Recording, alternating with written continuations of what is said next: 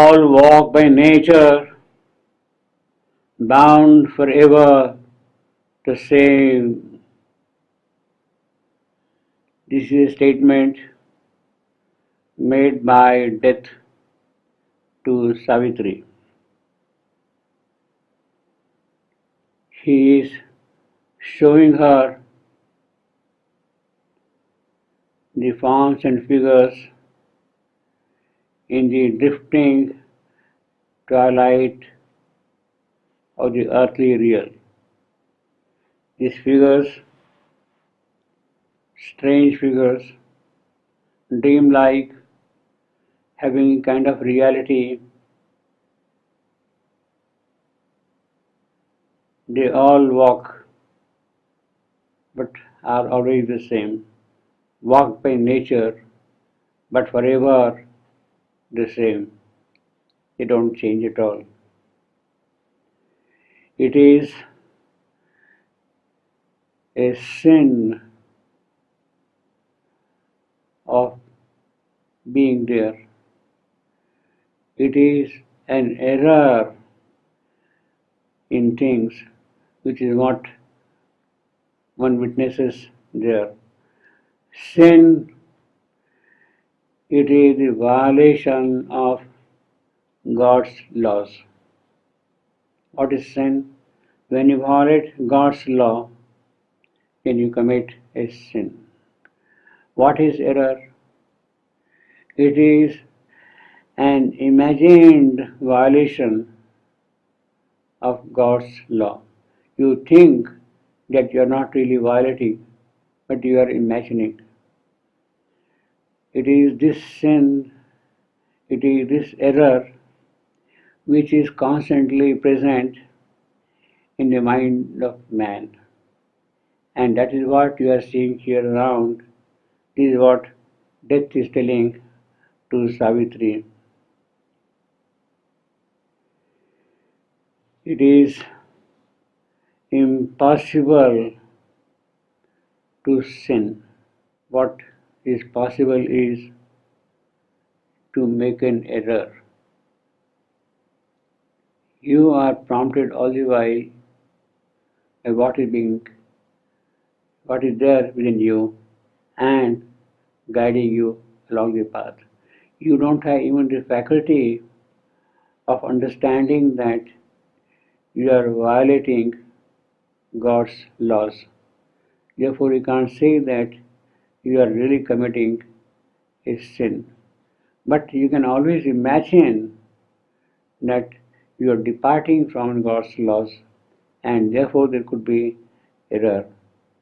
It is the condition in which the world lived long in sin and error. That is what the holy night conveys to the soul of man, that one is all the while remaining in sin and error. Savitri is shown the dream twilight the gods of the earthly real. It is a kind of a creative dream, and it is in that she sees these erroneous figures, she sees the violations of the laws of God, the outcome nature gives to sin and error is what she is witnessing there. In fact, it marks an incurable malady of hope, of considering sin and error. Man is a captive in his mind. Whatever his mind tells him to do, to think, to feel, that is what he does. He is captive to that. And therefore, in vain, he lifts his prayer to heaven.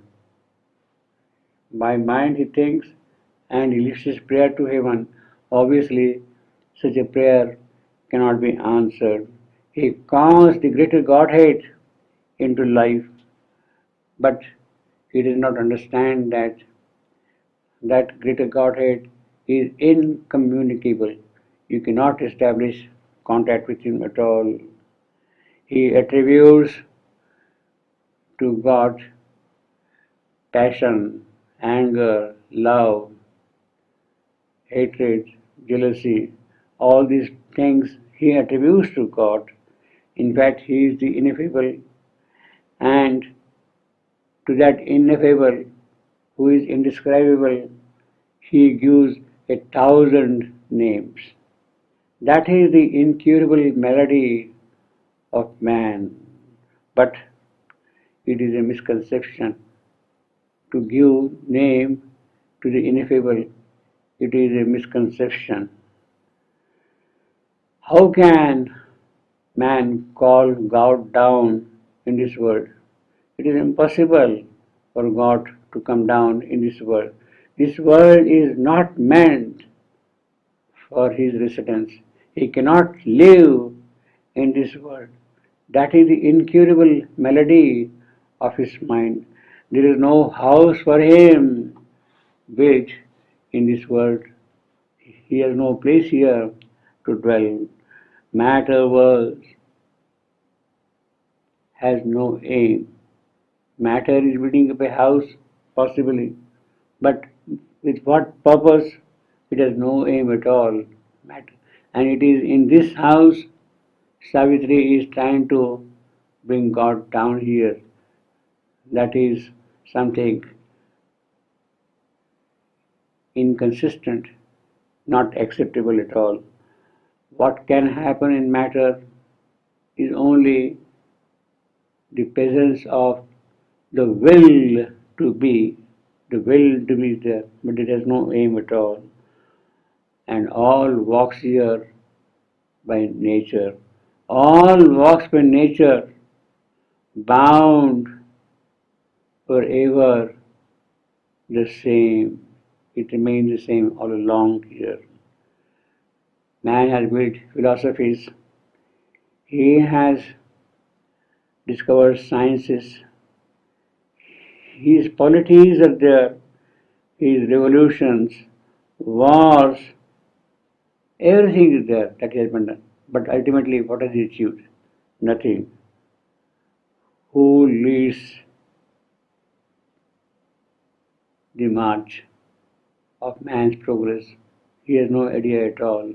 All walk by nature. That's the only truth.